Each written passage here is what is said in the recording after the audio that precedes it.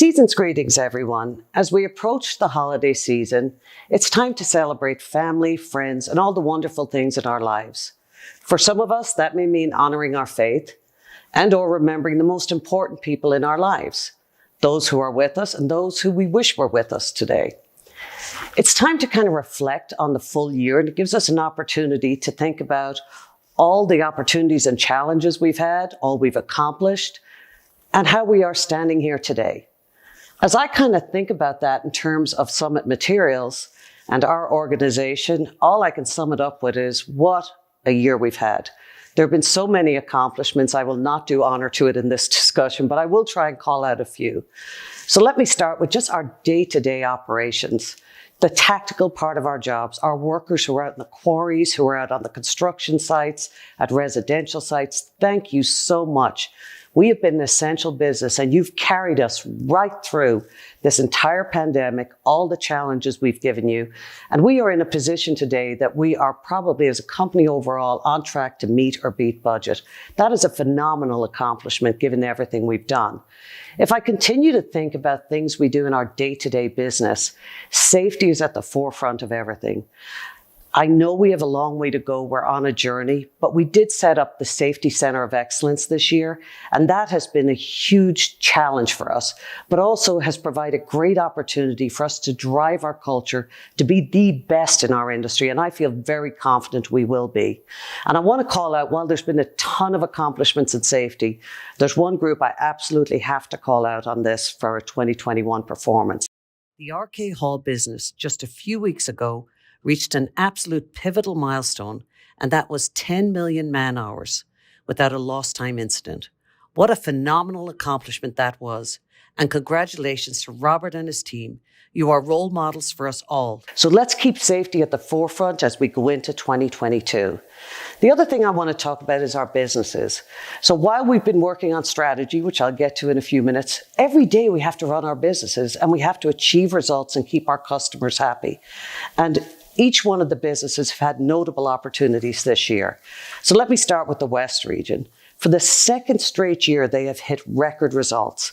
And that's through a lot of things, but their focus on results, their agility, their ability to adapt their business when there's opportunity is what results in that kind of performance. Thank you, Jason and team, for all you've done there. When I think about our East region, it started off a rough year last year. They're on track to exceed budget also, and have had huge operational issues and challenges, whether it was in Kentucky or in some of our other older sites, that they've overcome and managed to continue to serve our customers. The value pricing in our East region is absolutely second to none. Wonderful results while honoring our customers. And of course, I could not forget our Jefferson Quarry, which was basically brought online in July of this year, has already started hitting production records under Bart and the team's leadership. And I'm really excited to see how we're going to grow in that Georgia area. So thank you for all you've done. Then I moved to the Central region under Scott Anderson's leadership. And this team, you know, they're just like the little engine that could. They keep growing and growing organically. They've set records in aggregates. They're the team that moved the fastest on organizational change and the fastest on strategic execution, despite having a lot of organizational change. So I thank you for what you've done. They're on track to beat their budget again this year and really well set up going into 2022. Let me then move to our South region. There were weather challenges, there's no doubt. And it could be easy to focus on, oh, we're not making budget this year. But the thing I want you all to focus on is how this team continued to keep our customer first, improve their safety record, and set records in safety. They also were absolutely phenomenal in controlling what they could control and focusing on excellence to drive results. And I feel really positive about our Texas region as we move into 2022 with all of the opportunities they have on demand and backlogs. And under Jeff Perkins' leadership, I know we're going to be hugely successful. Let me then move to cement. Cement has had great success this year, huge improvements year over year. on track to just about meet budget. I'm really rooting for you guys to get there as we look at the results, but really recovering our Green America recycling facility, making progress on the expansion is huge for this team. And I can't say enough about the focus on commercial excellence and on our customer segmentation and what that's driven in value pricing as we enter into 2022. I feel extremely confident around your supply chain initiatives that you've done and everything that you've accomplished. You have great momentum going into 2022, and I know this team feels it as you're going to move on price and volume and have wonderful backdrop of demand. So that's our businesses. It's been just a really great year, and I just want to thank you all for really all of us at this Summit Support Center for everything you've done, and thank you for your leadership. Now let me move to the strategic side of the business a little bit here. So we started back in October, talk about a year. It was basically October of 2020. I got together with the leadership team and we said, look, we have to do something different. We have to honor our past. We grew through a roll-up strategy. This business grew phenomenally through 80 acquisitions. We became a $2 billion company and then said, okay, what's our next phase of growth and value creation? And I really want to thank the senior leaders who, for 4 to 5 months, sat in a room, challenged everything we were doing, looked at data, worked with our consultants, and came up with what I think is a hugely successful strategy for all of us to grow in the future. So thank you for your leadership and for your willingness to embrace change and to look at things differently. That's what great leaders do, and you are all that. Thank you to Carly in particular, who led that strategic project management office working with Deloitte. It was not an easy task to garner us all, make us corral us and make us focus on results. Thank you, Carly, for that leadership. And thank you, Ashley, and your team for providing excellent data that helped us make really great decisions about our strategy moving forward. So that moves us on to the launch. The launch happened in March 16th. We did our Investor Day, and I want to thank Carly and Brian for all their work, but there's 2 people who happen to be standing with me here today because they wouldn't let me do the amateur hour on a video again this year, and that is Deb Kaufman and Mike Walcott, who did a phenomenal job through a lot of efforts. We were not set up to do an Investor Day or video in the middle of COVID, and they really made us look professional to the outside world and made us look best in class. Thank you for that effort. Then we went into execution and every single person in the company got involved. And thank you for that involvement. Now we're in execution mode. We stepped up a results management office under Ashley's leadership. We stepped up our centers of excellence. Our standardization under Charles DePriest, all have been set up moving. We also set our business strategies with very specific growth strategies by each region in place, and they're really aggressive for the next 3 to 5 years. I can't thank Trent and the corporate development team enough for how they jumped on the portfolio optimization, have had huge success to date. And that's under a really lightly resourced team. And thank you for your hard work. I know how hard you guys work, and it's been really results driven all through this. So as I think about all of those accomplishments and where we sit, we've accomplished Horizon 1 goals nearly completely at this point. There's one common thread through all of this, and that's our people. It's our organization. None of this happens without you. You have been the core of everything we do through opportunities, challenges. There's been some adversity. And as I was reflecting on this, I thought about a quote from Helen Keller. And it was, alone, I'm going to read it because I don't want to get it wrong. It's, alone we can do so little. Together we can do so much. And that reminds me of this team. It exemplifies everything you did in 2021. Our people are our greatest assets. To all of our employees in every business, function, every region, whether you've been with us many years or new to our team, I want to sincerely thank you on behalf of myself and the senior leadership team for all you've done throughout the year. Your dedication, your work ethic, your creativity, and your perseverance is what made us achieve what we did in 2021. I've said it before, our people are our greatest assets, and I want you to know that myself and the senior leadership team honor and respect you enormously. Now let me switch a thank you to those who make us successful, and that's your significant others and families. Please, on behalf of the company, thank them from the bottom of our hearts for all they do every day to make us successful and to help Summit be successful. That's 2021. Now let's move on to 2022. No doubt, we will have many opportunities, we will have challenges, we will have surprises. That I can guarantee. But I have never felt more confident as we move from Horizon 1 into Horizon 2 with the team, the strategy, and the people that we have in place.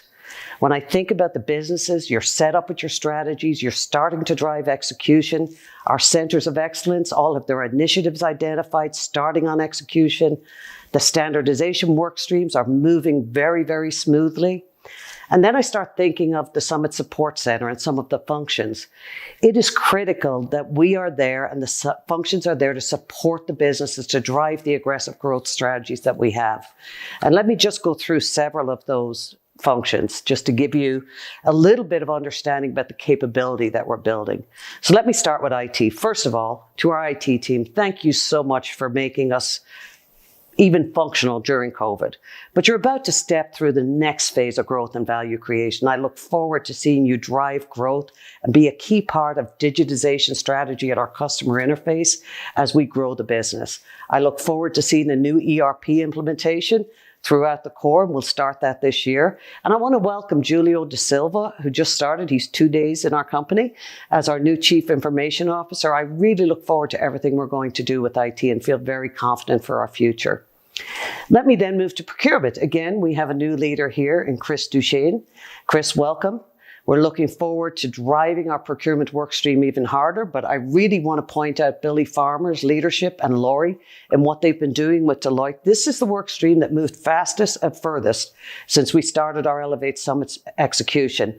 And if we had not started to execute on this, we would have been in a world of hurt here in 2021 when we started to see inflationary costs. So thank you for your leadership. Thank you for everything you've done to get us so far. The cost avoidance and mitigation strategies you put in place are really protecting our results right now. Let me then move to legal. Small but mighty is what I call them. Not how you would describe Chris, but the rest of the team. Anyway, we've now expanded our internal capability. Welcome to all the new team members there. We really look forward to keeping our costs down while building agility, processes, and de-risking our company. And I really feel excited about our new legal team and how we're moving forward. Let me then look at finance. So finance has been instrumental in developing a lot of new models and capability as we've made decisions about our strategy. They're going to continue to drive our business, our new reporting segments, and helping us to measure. If you can't measure, you can't manage, you can't optimize. And our finance team is critical to doing that. So under Brian's leadership, thank you for getting us to where we've gotten so far. So let me think about a couple of other functions that I'm talking about here. ESG under Carly. So ESG and IR. We've now established a baseline. I know on behalf of Carly, I can thank the entire organization that worked so hard to get that baseline in place. We're now at a point where we're going to be able to launch our strategic roadmap for ESG out into all of our shareholders in May. And we'll be able to be much more specific about what we're going to accomplish. And I really believe in ESG, we have an opportunity to differentiate at our customers and to differentiate versus our competition that will drive our stock price up over time and really delight our shareholders. So looking forward to that differentiation over time.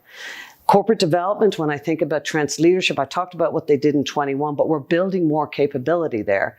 And while Horizon 1 has been a lot about divestitures, I want to assure you, when we go into Horizon 2, we're going to be buying stuff.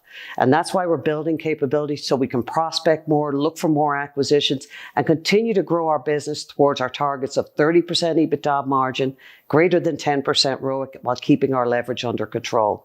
I want to thank that team, and I'm looking forward to adding new members as we go through. If I think about who am I missing, I don't want to miss anyone, so let me go to HR. I said before, people are our greatest asset. So HR and communications are together. We've done a lot in adding communication capability to the organization, which is critical as we're driving all this change, both internally and externally, to get our messaging out. We are investing heavily in HR in 2022. And Dion's already started to bring on great talent like Susanna and Kelly as we work in compensation, learning and development. And we're going to bring on more people in talent acquisition so that we honor our people and invest in our people. As I said, that's our biggest asset. As we go through this, we want to reduce our turnover, retain our people. It's our job to engage you as a corporation and make you want to come into work every day excited about what you're doing.